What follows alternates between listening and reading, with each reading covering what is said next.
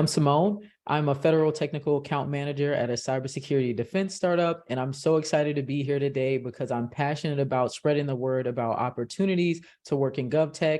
So with that in mind, I'd like to introduce you all to today's panelists.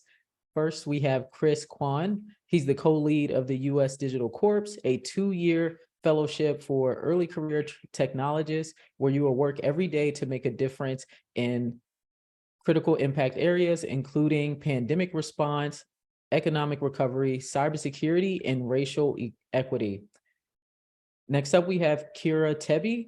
She is a product manager at the Administration for Children and Families, a division of the Department of Health and Human Services that promotes the economic and social well-being of families, children, individuals, and communities. And last up, we have Jack Cable. He is a senior technical advisor with the Cybersecurity and Infrastructure Security Agency. CISA leads the national effort to understand, manage, and reduce risk to our cyber and physical infrastructure.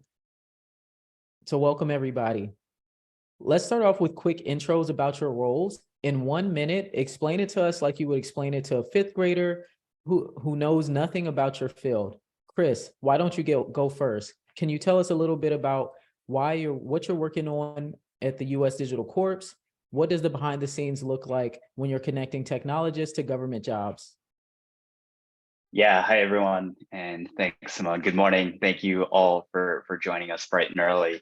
As Simone mentioned, I help lead a program called the United States Digital Corps, which President Biden and the Biden-Harris administration launched in 2021 with the express focus of bringing in more recent graduates and early career technologists into the federal government. And if I were explaining it to someone in the fifth grade, I would say the stats that Sunny led with are probably top of mind. We have a really skilled federal workforce, but we are at a point where many folks are going to be eligible to retire. And so in order to continue delivering for the American people here in the 21st century, it's really important that we've got folks with really cutting edge tech skills in software engineering, data science, product management, and various others to work on behalf of the American public. And so the program that I help lead is a full-time 2-year fellowship where we hire people coming out of school, we place them across government working on high impact projects and support them with a lot of professional development as well. And so that's probably what I would say. And really thrilled that Tebbe, one of our first fellows in our inaugural cohort, is here with us as well to share a little bit about her experience. Great, thanks, Chris. Kira, some people might not realize how many tech opportunities there are at a place like ACF. Can you explain a little bit about what your role is? Yeah, sure. So like you had said, Simone, the HCF, or also known as the Administration for Children and Families, is part of the Health and Human Services Department, which really supports children and families in so many ways across the country. The annual budget for this year is $73 billion with a B. And the programs really run the gamut from supporting refugees and fighting human trafficking to supporting low-income families with their energy bills and childcare programs across the country. So for me, I'm a product manager on the case management system within the Unaccompanied Children program in the Office of Refugee Resettlement. So like any piece of software, it requires maintenance and modernization and improvements. And so I support all of the activities related to the agile software development of the case management system. So whether that's refining our backlog, doing usability tests or user research, planning our biweekly sprints, and coordinating with other colleagues and leaders within the office. Thanks, Kira. That's amazing. So Jack, can you tell us a little bit about your role? How does CISA use the technology to advance its mission? Great, thanks, Simone. And first of all, just want to say how excited I am to see the great turnout for this. I think it really says something that there's this many people interested in careers in the federal government in tech. And I think really says something too about the shift that Chris and others have helped enable within the federal government to really position ourselves as a place where you can go and do really cool and impactful tech work, which especially in the past few years has really accelerated. So first I'll take just a brief step back and talk a little about my background, how I got into government in the first place. And for a while, I never really thought of myself in government. Like, as even a couple of years ago, the idea of government being a place where you do tech seemed a little weird, because kind of, as I'm sure many people have these perceptions of, oh, government is slow, tech is super outdated, nothing really happens. Why would you go there when you could go to a tech company, make a lot of money, and build some cool things? So this changed for me when I got an invitation to participate in the Pentagon's bug bounty program. This was when I was in high school. They launched this program to allow security researchers like me to test for and report vulnerabilities in their systems, and they would pay you for that. So I thought that was pretty cool, participate in that, did a number more, eventually wound up placing first in one called Hack the Air Force, then went to work at the Pentagon for the Defense Digital Service, which is a part of the US Digital Service. And there I really saw the ability for smart technical people in government to have a large impact. Defense Digital Service is a team of around 50 or so people. When I was there, I was working directly for the Secretary of Defense and had a lot of ability to shape technology. So that was my first exposure. And I think fortunately there's a lot more of these opportunities now, like we're seeing with the Digital Corps and others. So now CISA. So I joined CISA about a month ago. This is my second stint here, was previously at CISA in 2020 working on election security. CISA is America's cyber defense agency. So we're responsible for protecting both the federal government. We have authorities there, as well as more voluntary work on protecting critical infrastructure. And just given, as everyone knows, the really scourge in cyber attacks, ransomware, especially over the past few years, this is becoming more and more important. And CISA is the core federal agency responsible for defending American critical infrastructure. So a brief overview of kind of how CISA uses tech to advance its mission. As you might imagine, if we're operating at the scale of critical infrastructure in the federal government, which is, I mean, most or a large amount of companies probably are critical infrastructure. So this is national level scale. And we can only really adequately protect everyone and work with them if we are able to scale out using tech. So for instance, can get into this a little more later. One of the projects I'm working on is around attack surface management. How can we see an attacker's view of the national level attack surface? So we can get into this more later, but there's a lot of cool technical work as well as work on the strategy and policy side that I'm engaged on at CISA. And really, I think there's no better place to work than government. Some of the coolest, most impactful tech work that you'll find is happening in government. Just there's nothing else that can scale like it. I agree, Jack. GovTech is unlike any other technical sector out there. And there's so much work, and there's so many people don't know how far GovTech can take you and the type of impact that you have. So why did you all want to get into government and government tech? Kira, can you share a little bit about how you ended up at ACF? What did you study, and did you have any professional experiences prior to joining? Yeah, thanks, Simone. So in college, I studied math and sociology, which I know is a bit of a weird combo, but when I was looking for jobs after college, I was really interested in ones where I could use my data skills and be in technology, but also think about and care about and support people. I ended up going in the private sector as a data scientist for a few years before getting my MBA. But throughout that whole time, I was always passionate about supporting in children and families. It was always what I did in my free time by volunteering.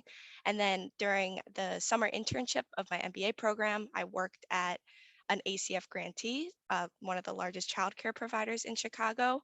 And then when I was looking for full-time opportunities prior to graduation, I saw the US Digital Corps, and sort of like Jack, I'd never thought about joining the government. I wasn't necessarily that into politics. I didn't study political science or anything, but I knew I wanted to work at a large organization that had a really big, meaningful impact on people, particularly on children and families. And so I saw the opportunity, I threw my resume in, honestly didn't think much of it. And the more that I learned about it through the interview process, and then when I saw that there was an opportunity to work at ACF directly, it just really felt like the perfect opportunity to combine my interests. Great, that's amazing, Kira. Jack, what are some perks for working for CISA that you didn't know when you first applied? There's quite a few, fortunately. And again, I'll just say, I think that CISA's mission is very unique in that no one else in government or really anywhere is tasked with having this large a scope of purely defensive protection when it comes to our nation's critical infrastructure. So because of that, and due to the voluntary nature, for instance, I was working on elections in 2020, and elections are run by state and local governments. The federal government doesn't run elections. So the work that we would do there is voluntary. What resources can we provide to election officials across the country to enable them to run secure elections? And as part of this mission, CISA really has to get out there, get across the country. CISA has regional offices across the country as well, and interacts with state and local governments, critical infrastructure all over the country. So there's a great opportunity to really work with people everywhere. For instance, I was just out in Pittsburgh. Our director, Jenny Easterly, gave a really great speech at CMU talking about the future of technology. I can link that for those who are interested, but really just being able to engage and talk to people, understand how we can help them do a better job securing and support from the federal government. Beyond that, in terms of as a workplace, I'd say CISA is pretty unique too, in that CISA is primarily hybrid. So I think about 80% of employees at CISA are at least hybrid. Usually you'll have the option of being pretty much entirely remote if you want, if your job allows for that. So there's some great opportunities. You can stay where you are if you want. You can relocate if you would want to, or don't. There's other perks too. For instance, CISA has a casual dress code, so you can wear a t-shirt or anything to work. No one really cares as long as you're getting your job done. So I think there's a lot of great things about working for CISA that you might not expect for the federal government. Chris, why would you recommend that today's applicant check out government jobs? What would you say are the biggest pros and cons about a GovTech job? Yeah, that's a great question. And Kira, I don't even know that I knew that full circle story of you coming back to HCF. And so I'm really glad that you're able to share that. I would say really why folks should consider government. If you care about any issue under the sun, there's a 99 to 100% chance that government works on it. If you care about the climate, if you care about public health, if you care about education, national security, any issue, there's a government agency that is responsible for that. And here today in 2023, that is going to include technology. And so if you find, I think one of the greatest privileges is being able to go home either physically or virtually after work every day and feel like you did something that served the public, that made a real meaningful difference. I think you don't get that in many places. The work-life balance that Jack mentioned, the opportunity to work remote or distributed from anywhere across the United States, I think is a huge advantage. A lot of people think about government and they think about people in suits and ties, perhaps all in Washington, DC.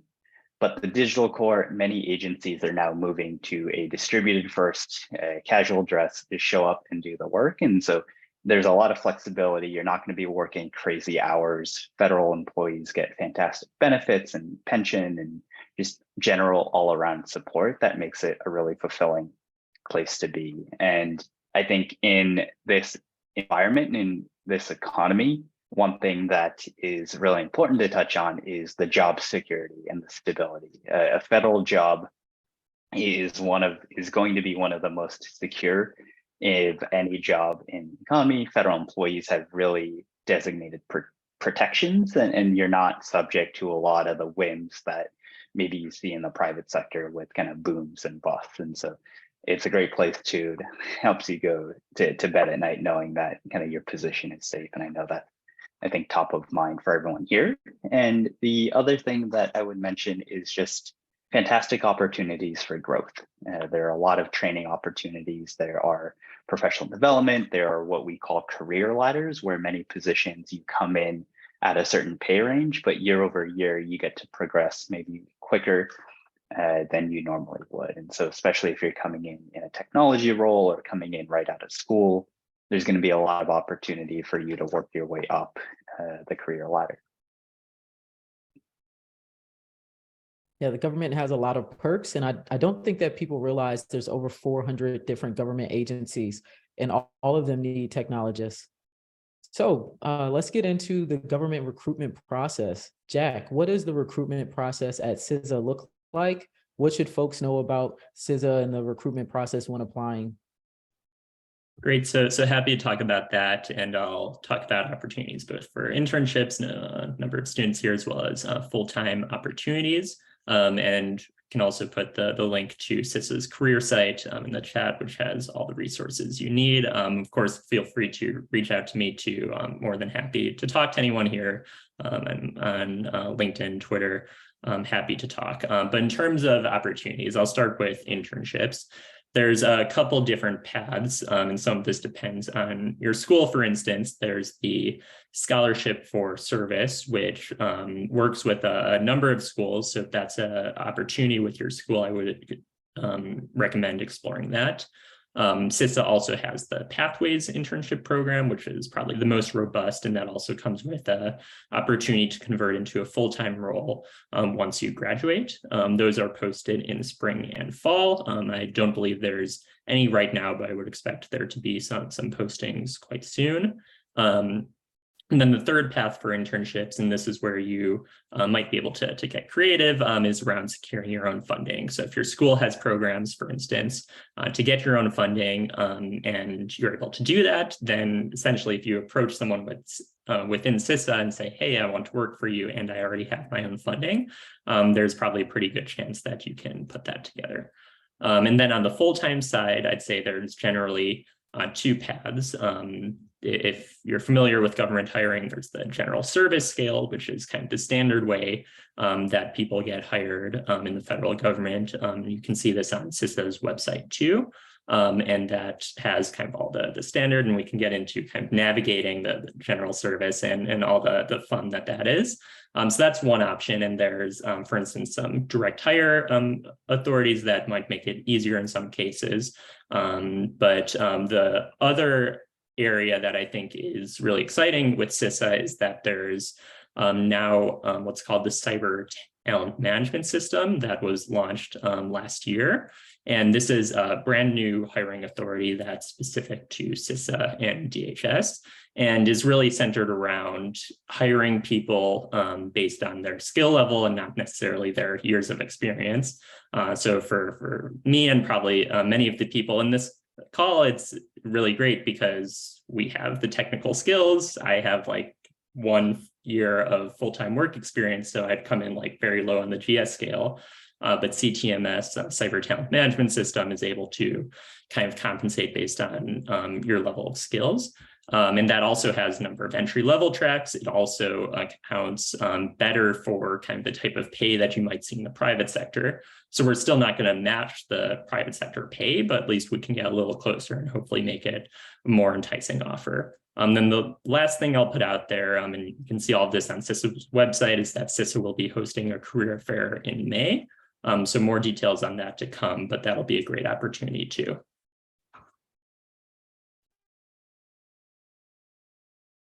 Those are some great tips, Jack. I actually got into GovTech through the Pathways program. So I did the Air Force Pathways program, and that's how I got into GovTech. Awesome. So Kira, do you have any advice for people considering applying to ACF and the Digital Corps? Yeah, my main piece of advice would just be to go for it. The work really matters. There's a lot of really important projects and teams that sort of need additional technical help. I was a bit intimidated and candidly a bit confused about like federal hiring. Like Jack was saying, there's the GS scale and there's this thing called the federal resume, and it is a slightly different hiring and recruiting process than the private sector, which I had just sort of like heard of more and was more familiar with. But I would really encourage you, if this is at all interesting, to just go for it. And if you see a position that's interesting to you, do your best and apply. I'm of course biased to the digital core program, but I think it's a phenomenal program. There's a ton of internal support. I love being part of a cohort. There's a lot of other fellowship programs as well for early career folks. And then ACF specifically, it just touches so many people and has so many valuable programs. So I really do feel like the work that I do matters. And being able to work alongside other colleagues, technical and non-technical, who have so much shared passion and care for the mission. It's just really motivating. And I'm really grateful that I'm able to do this work. Thanks for those tips, Kira. Chris, is there anything unique about the recruitment process with the government that you didn't know prior? I think Jack and Kira talked around it, alluded to it a little bit, but it can be a long process. And I think that is unique, especially if you're considering tech opportunities outside of government. And I would say, don't let that discourage you. There's one thing that might work in your advantage, especially if you're still in school, which is for any of these pathways programs that you're hearing Jack and Kira talk about.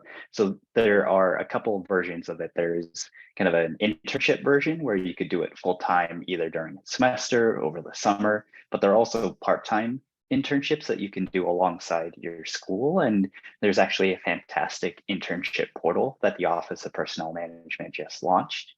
I think it's intern.usajobs.gov.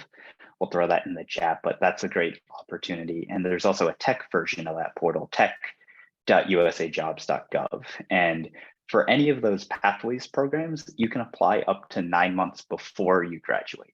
And so that gives you time to kind of stretch out that hiring process while you're still in school and finishing up your degree. It's less stressful than waiting without kind of an opportunity as well. And I would say part of the reason the process can take a long time is because in the government, we're dead set on ensuring a fair and equitable process. There's not any kind of automated screening that happens that are contrary to public belief, no robots that scan resumes or anything like that.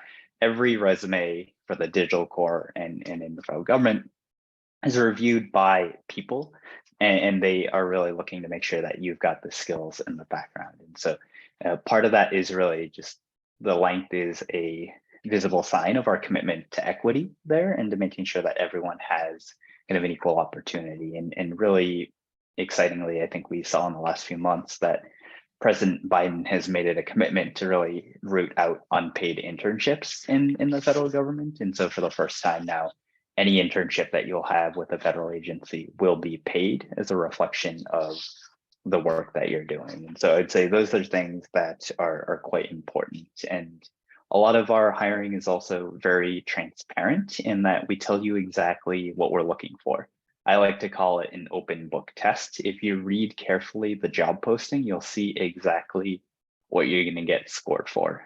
Sometimes you'll even see the questions that you might get asked. And so no brain teasers, nothing out of left field that is going to kind of measure something that isn't directly related to your ability to do the job. And I think that is often quite unique in tech as well. Chris, another one for you. Are there any skills, certifications, or qualifications that make an applicant stand out in the government recruitment process? Do they need to have clearances? Yeah. What type of tips do you have there? Yeah, I would say on the clearances, I know that a lot of people think that everyone needs a top secret clearance to work in the government. That, for the most part, is not true. Most of our agencies, you can get a job and they'll put you through what is called a public trust background investigation. And that is very similar to what you would do at any job at any company in the private sector. It's pretty surface level. If you do work in national security space or the defense space, you might see higher levels of clearance at the secret, top secret, or higher levels. And if you already have one of those, often that will unlock additional opportunities. But if you're sitting out there thinking, gosh, I don't have a clearance, the government isn't going to want to hire me, that's just not true. Most government jobs do not require a clearance. And I'm just thinking back to when I was a student in school. I'm like, well, I don't have a lot of full-time experience. And I see a lot of jobs saying, oh, maybe you need some relevant experience. I would say from that perspective, you should know that we have a pretty broad and progressive definition of what experience looks like in the federal government. So people think paid full-time work, obviously, yes, that's experience, but volunteer counts as experience, class projects, side projects that you've done, unpaid work that you've done, anything that you've done, maybe with a student organization, really anything that you can show has a direct connection to the job that you're applying for. Put that on your resume, count that as experience, because we care about much more than what you necessarily got paid to do. And so opening that boundary, I think showing the skills, showing the certifications that you have will definitely go a long way in helping your application. Thanks, Chris. Thanks everybody for all of those tips. I definitely say be patient throughout the entire process. So I know a lot of people who start the process and they get antsy and they think about leaving. And then I tell them, hey, just sit patient, just wait, and it all works out for them. So let's play a game of myth bustings. So we'll play a game of Mythbusters. Kira, are there any stereotypes or misconceptions about working for the government that you want to address? Yeah, so I'll talk about something that actually Jack you had brought up about the concept of government work being slow. This was a concern that I had had and sort of a myth, as you're saying, Simone, that I'd believed before I actually now have been here for about 6 months. And now that I've been here, something that I've learned is that the reason why it seems to move slow or projects move slow is because the scope of the work is so massive and the consequences of falling short are so much higher. So regardless of sort of where you work in the government, so many people sort of rely on programs and services, whether in my case, if it's unaccompanied children seeking asylum in the States, or whether it's health insurance, or whether it's subsidies for food stamps, falling short and the risks of that is a lot more meaningful. And so to respect that, you want to be very thorough and make sure that your programs are honoring and serving the people that you do serve. So someone once, when I started, explained this concept of you can move a little ship like a jet ski quickly, or you can move a large ship slowly. And for me, working in tech in the government, it's moving a large ship slowly. And so, but what I will say too is that even if projects or outcomes appear to be a bit slow, which is not always the case, but yes, sometimes the case, the pace of the day-to-day work is very full and very hectic. So your days are not slow. Yeah, so that's one thing that I kind of misunderstood before I started. Great, thanks for that. So Chris, do you have any tips? I know you've already talked about some myths that you had before. Some other myths that you Yeah, have? I would say just the way I like carry your jet ski versus kind of cruise ship or battleship analogy. I think sometimes people think tech, you think, hey, we're going to quote, move fast and break things. And breaking things in the government results in really, really bad things happening to real people. And so I think, again, being very intentional and thoughtful about how we do things has resulted in really transformative change over time. And so we talk about this work as a relay race or a team sport because it is kind of an ongoing effort. I would just say another myth that I definitely had, I think, growing up thinking about people who worked in the government was that, gee, everything changes every 4 years with a new president or with a new administration.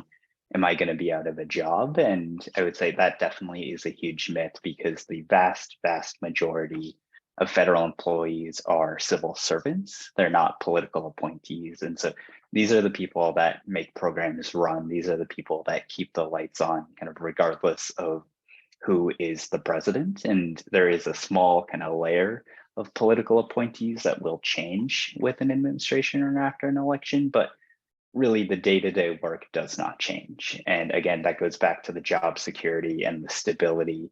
I have the pleasure of working with people who are decades into their careers in the federal government and they've had that opportunity to stay. And even though they might not necessarily have the same cutting edge tech skills, but they are deep experts in the process and how things have been done for such a long time. And by pairing that with really some new tech skills, you get to see really great things done for the public. And so what I've seen is you can work hand in hand with folks who've been around for a long time and they are really the expert and the guide for how do we best bring technology into the government. Jack, what about you? Do you agree with what Chris just said? Fully agree with everything that Kira and Chris just said. The one thing I'd add to that, just the myth that you can't have an impact working in government. I'd say kind of to the contrary of that, the level of impact that I've been able to have in government really is unparalleled. For instance, last year I was doing a fellowship in Congress. I was on the Homeland Security and Governmental Affairs Committee. On that committee, I was one of essentially 2 people in my office working on cyber policy for that committee, which does the majority of cyber policy for Congress.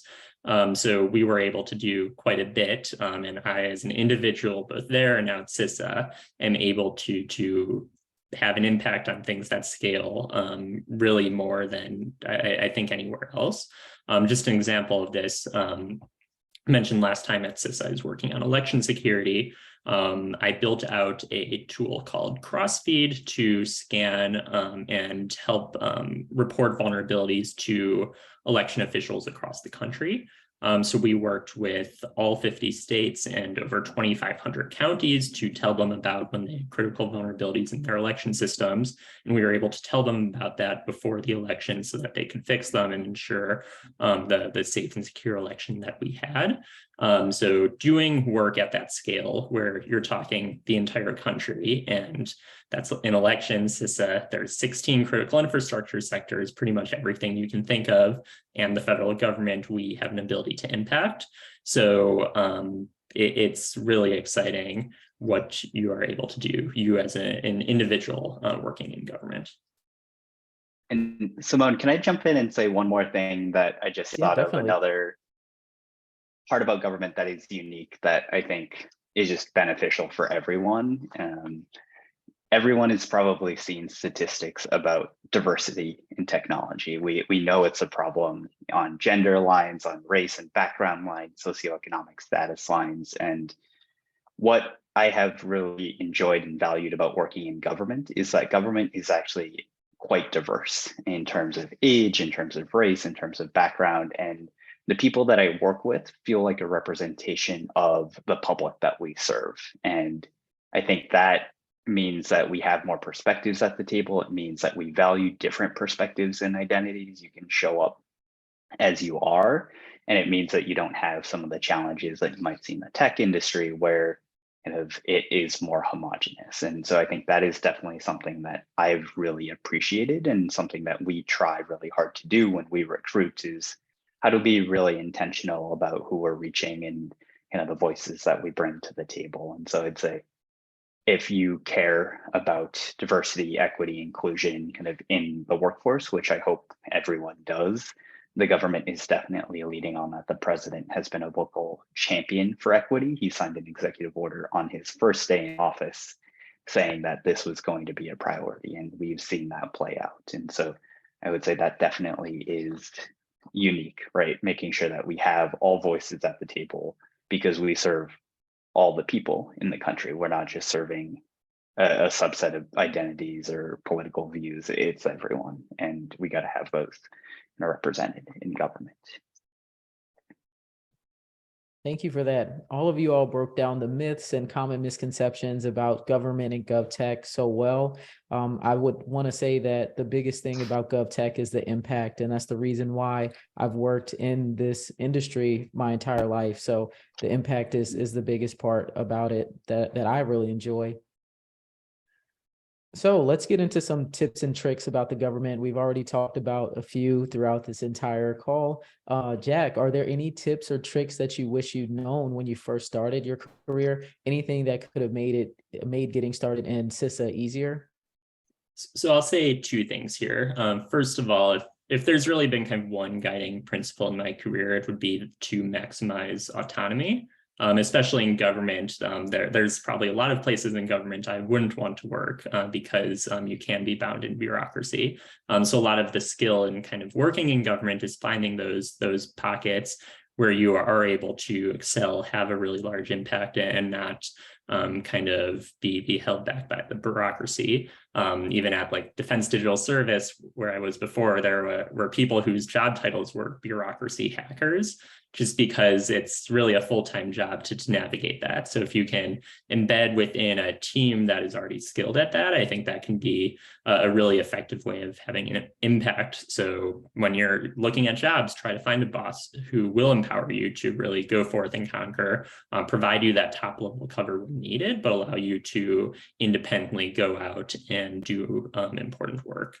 And then second, I would say is that almost universally, I'd say everyone in government is super friendly and passionate about the work that they do.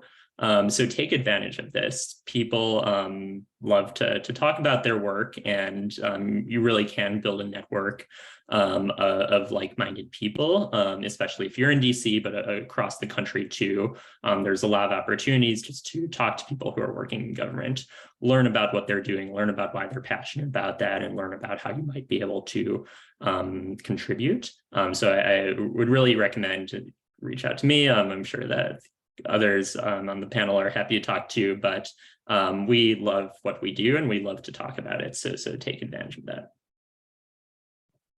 Thanks, Jack. Networking is definitely key. What about you, Kira? Yeah, I would say the importance of learning the context or policies or history of whatever problem you're working to address. So I think regardless of where you work, technology does not exist in a bubble.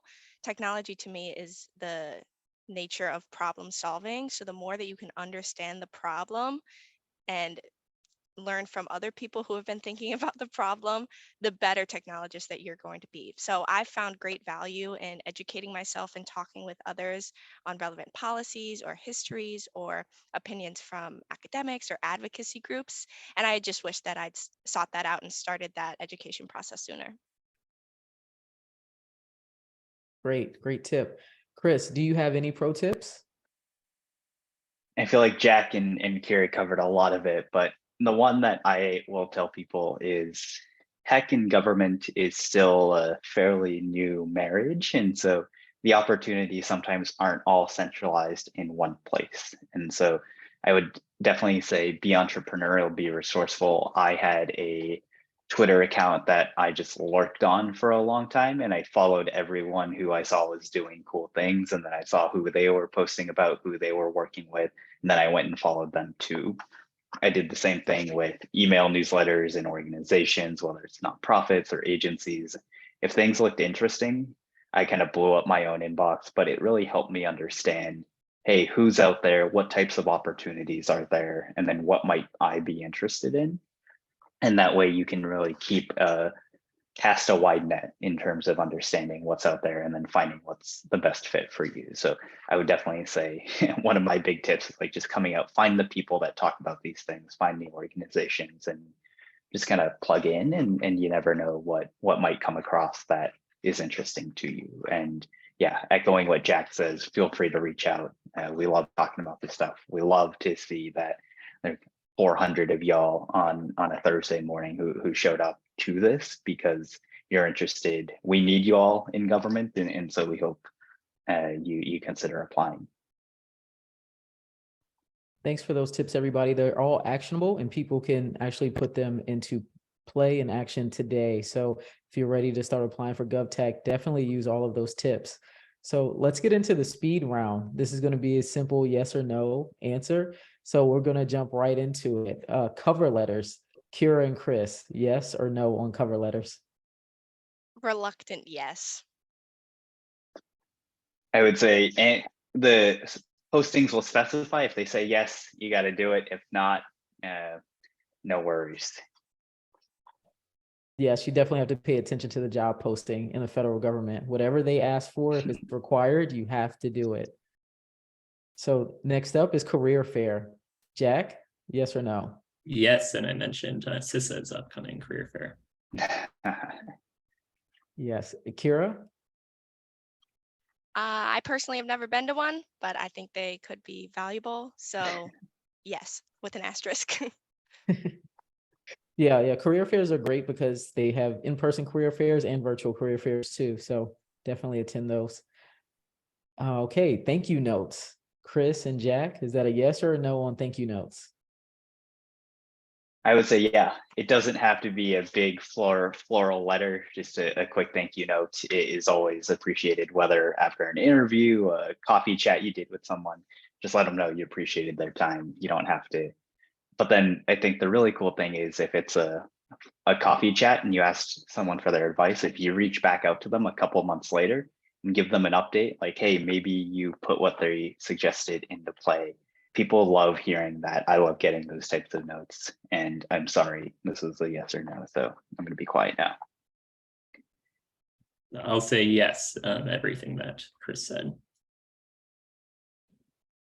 Okay, great. So next up, suit and tie to an interview or career fair. Kira and Chris, yes or no? I would say no with with an asterisk. It depends. I think, depending on the culture or the vibe of whatever industry or potentially agency or department you're going for. But I think more and more we're moving towards more like a casual workplace. So I think probably not. I think you could definitely at a job fair get away with business casual. I'm sitting here in a t-shirt. We keep it pretty casual most days, but yeah, probably not suit and tie. Okay, that was a great speed round. Definitely great answers. All right, so now we're going to get into the Q&A. So the first question that we have is for Chris. On USA Jobs, when you apply for a position, they request information about if you have had experience at the GS9 level, or et cetera. How do early career applicants answer these questions if they have no federal job experience? Also, the requirements for entry-level jobs are still very high. So how does the government respond when they can't find enough people to fill these positions because of the requirements? Yeah, that's a fantastic question. And so if you have applied or if you've looked at a federal job, it would say in order to be qualified, you need a year of experience equivalent to the GS7 level. But if you've never worked in the government, you have no clue what the GS7 level is. Even many people who have worked in the government find it very difficult to differentiate between what GS7 or 9 or 11 might look like. And so I would say the key is that it's the equivalent of. And so if you have had a year of experience doing that type of work, I would always say, like, just check yes, because the hiring managers will also be able to see your resume, and so they'll be able to evaluate. But if you do check no on any of those boxes and say you don't have the experience, your resume is not going to move forward because you just kind of ruled yourself out. So if you feel like you do have the experience, even though you're not sure what level it might be, I would say yes, and let the hiring managers take a look at it. And that can be any experience. It doesn't have to be federal. And like I mentioned earlier, it doesn't even have to be paid full-time work. It could be volunteer work. It could be work that you've cobbled together. And there's federal resume guide that we've put together that I'll share in the chat that might be a helpful guide for you as well. Yeah, those are great tips. The questionnaire when you're applying to jobs is one of the most important parts. You definitely have to answer those really, really on point. Okay, so Jack, what advice do you all have for strengthening a resume for a technical job application? Should they include part-time jobs on their resume, even though they're not relevant to the tech sector? So I'd say generally, as a rule of thumb in government, you can't go wrong with just including everything on your resume. So there's this idea of like a federal resume, which is basically everything that you've ever done. Generally the way, and Chris might have thoughts here, but generally the way that government hiring works is that there's the job description, as he mentioned. It lists out kind of exactly what the government is working for. If you're able to kind of take your experience and frame that in lines of there might be like they're looking for like customer service or other aspects, and if you can talk about why what you did matches directly to those, that can be advantageous, because then the hiring manager who's looking at that can go through your resume and see exactly how your resume lines up with what they're looking for. So can't go wrong with having a longer resume when it comes to government to include anything and everything you think might be relevant. Yeah, when it comes to federal government resumes, they can be as long as you want them to be. So it's no such thing as too long. There's no such thing as only one-page resumes in the federal government. So somebody had a question for me. They asked, why work for an agency instead of doing government contracting? What are the pros and cons? So I would say if you're thinking about working for a government agency, the pros are definitely going to be you have the job security. There is a lot of growth in the government, so you can grow a lot. You meet a lot of people and you do highly impactful work.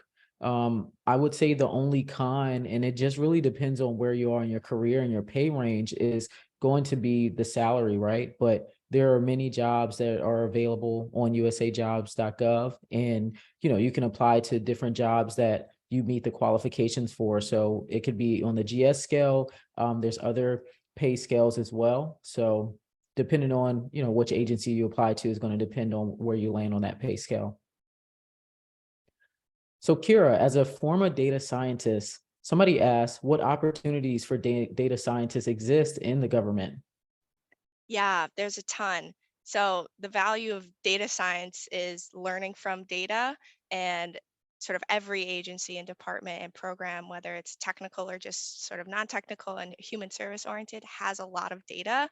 And I think there is a really big, from what I've seen in my own work and from what I've talked about with other sort of civic technologists and folks in the digital core program, is a lot of sort of federal agencies want to be data driven and want to learn from sort of the people that they serve at a high level. Um, and so I know some folks in the digital core program, they're creating dashboards, they're analyzing data themselves, they're sort of providing recommendations based on their data-driven research. So there's a whole host of opportunities, just as the sort of discipline of data science is very broad and flexible. The opportunities that you have to apply it and provide value to the American public through those skills is also very broad. If I could jump in there, Simone, as well, I think Yeah, I was going to a ask you couple if of you had anything to exciting, add. yeah, a lot of thoughts on a lot of things, but on data science, I think a couple of months ago, the Office of Personnel Management, so this is the agency that does HR policy for 3 million-ish federal employees. So what they do really matters. They actually introduced a new job series specifically for data science. So now if you go on USA Jobs, before, people who are doing data science work might have been categorized as mathematicians or statisticians or tech specialists, but now there's a data science job series and you'd be able to filter by it. That job series is 1560 that you can look for. And another person who's just a really great champion of all great things, data science, that I would encourage you to take a look at is the chief data scientist of the United States, Denise Roth at the White House. She has a really unique role in kind of spotlighting data science work across government, and she has a specific focus on kind of equitable data, making sure that with all the data that we have, we can make sure that we are doing things fairly and equitably on behalf of the entire country. And one good example of that is around the trillions with a T of dollars that have been passed by Congress recently around the infrastructure bill, around climate, around the CHIPS Act, and making sure that money goes equitably to communities across the country and not just to those that are the best at getting federal dollars. And so I'll drop a blog post in here from one of our fellows who's working on that project, but a lot of good data science work. I would say a key skill to have here is not necessarily building the best random forest model to do a thing, but actually being able to connect why you're doing the data science work to real people and real reasons, and kind of tying that back to our goals, right? We're not trying to build tech for tech's sake or models for model's sake. We're really trying to do it to advance a specific goal. And I think that's true in data science. I think it's true in all of our fields. Thank you for that, Chris. So just for me to speak on the job series really quickly, just so people know, you can always go on to the OPM website and look at all of the job series, or you can go just straight to usajobs.gov and you can filter and it shows you all of the job series that are listed. So that's something that you can do just to kind of see what jobs are available in the government. So Jack, are there certifications required or recommended to find work in the government? For example, somebody asked, what certifications do you recommend taking for a cybersecurity position? Yeah, so I'd say when it comes to certifications, they're a thing that can be helpful, but definitely aren't necessary or needed. For instance, I have 0 certifications and probably never will. So they're the sort of thing that might be able to help on your resume, but I think at least what I would prioritize is kind of having either work experiences, side projects you can point to, research, things like that you can kind of concretely talk to. So certifications are nice to have, but definitely just one of many things you can be doing. Chris, why do we see lower pay ranges in government roles when compared to private sector opportunities? That is a very good question. I know a lot of smart people have been asking that question for a long time, and it is probably above my pay range to have an answer for why that is. But I would say when you're considering a job in government, don't just consider that single data point of a salary. I think you got to consider the totality of the offerings that you would get, right? We've talked about fantastic benefits. You've got really comprehensive health, dental, and vision insurance options that are available. We've got matching for a pension plan. We have got great work-life balance. You can carry over leave from year to year to year.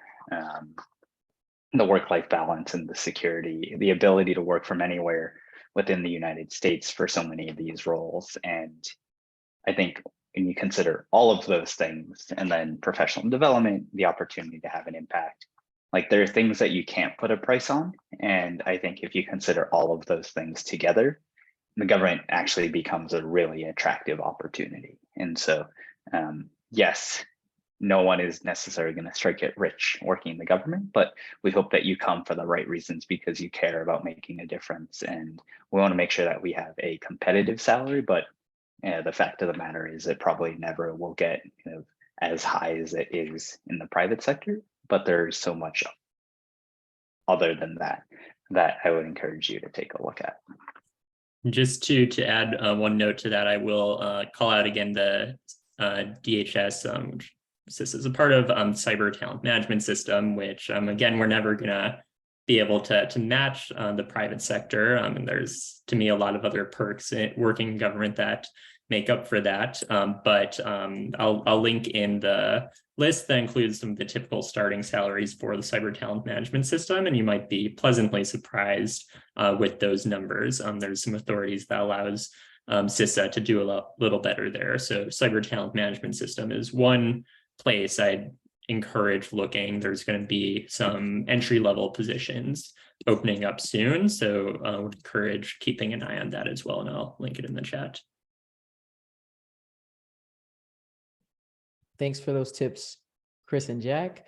Kira, what is some advice for someone who is not a recent graduate, but has entry-level experience? So it's like a middle ground situation, but they're interested in government opportunities. Yeah, I would say for that, again, just sort of find opportunities on USA Jobs or on other job boards, and read the descriptions and see where you can connect what the position is looking for to what experience that you have. And throughout all of that, have faith, don't count yourself out, and sort of stay motivated just to find more opportunities and apply. Yes, the first step is always to just apply. The worst they can say is no, and there's many opportunities. So this next question, I think, is a great question for people interested in cybersecurity. Jack, how is CISA different from the NSA? Do you guys work together? So yeah, to answer that, so first of all, I guess distinction here is that CISA is the civilian cyber defense agency. So our two main missions are to protect the civilian federal government So that's pretty much every agency that's not an intelligence agency. That's our first mission. We have specific authorities, say, around issuing directives that civilian agencies have to comply with. So that's one. And then two is our responsibilities of helping protect critical infrastructure and state and local governments. And that, as I mentioned, is more of on a voluntary basis, but a lot of good work we do there too. So when we distinguish from NSA, of course, they have the offensive mission, which CISA does not. We're purely defensive, but then they are tasked with protecting the basically non-civilian federal agencies. So CISA is protecting the civilian ones and critical infrastructure.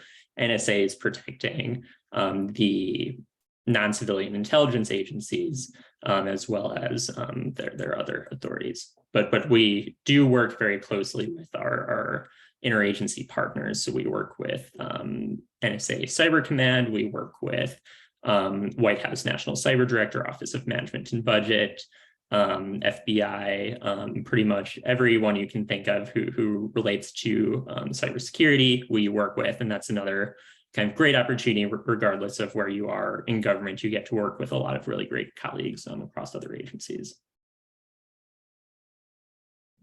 Thanks for the clarification, Jack. That was helpful.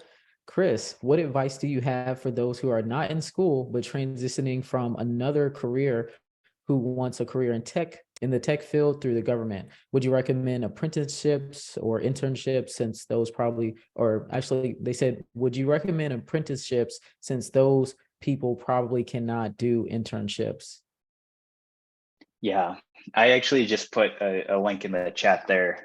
This is a blog that we published from the Digital Corps a couple of months ago, focused on veterans who are coming out of active duty, who have extended eligibility to do pathways programs, including internship and recent graduates. So if you're coming out of the military, first off, thank you. Second, know that you have perhaps more time than others. I would say the Department of Labor, actually with, I believe, the Office of the National Cyber Director recently, did launch a cybersecurity apprenticeship sprint with opportunities both in the private sector and here in government. So definitely check that out. But another route could be going back to school and getting a certificate or getting an associate's degree that will renew your eligibility for under the recent graduates and under pathways. And so if you do go back to school and you get another degree, you become a recent graduate again. There are no age restrictions on any of these roles in government. We talk about junior, we talk about early career. That is not the same thing as young. There's no age discrimination here. And so we've got plenty of career changers. I know in the Digital Corps, we've had folks who were scientists and librarians and just journalists, among many other things, who kind of reskilled into tech. And that actually is a really valuable perspective to have, because you carry that past experience with you. And definitely many options don't feel like you can't throw your hat in the ring like anyone else. Thanks for those tips, Chris. Kira, does the government help you relocate? I can't say for a blanket statement. I know it depends on the specifics of the role, but I think it would say it in the job description. Chris, do you know more? Yeah, I don't believe for most roles there will be relocation if you're new to the federal government, but if you're working for the government and then your role moves to a different place, relocation does become a factor. But again, that might vary agency to agency. As you've heard Jack say, some agencies get special permissions and authorities to do things that the rest of us can't, and there are great advantages there. But definitely look into that. Again, there are many roles that are remote or distributed first, and no relocation necessary. So definitely look at that as well. Thanks, Chris. So this was a great talk, great Q&A on how to get a tech job in government. I feel like everybody can apply something that was talked about today, and I'm sure somebody learned something new. I'm sure everybody learned something new here. So thank you, everybody. I'm going to pass it over to Sunny now. Yes, thank you all again for joining us. Everyone, please join me in the chat or the Q&A box to thank our speakers today for sharing their insights and their experience. We know there was a ton of interest in this event and lots of great resources shared. So just a reminder, we will be posting the recording on our YouTube channel later today and also on our Instagram at Join Handshake. And finally, if you all have a moment, please just take 30 seconds to fill out our feedback survey in the chat so we can continue to bring you more awesome events like this in the future, and follow us on Instagram at Join Handshake to see those announcements. And that is it for today. Thank you everybody so much, and please have an amazing rest of your week. Thank you.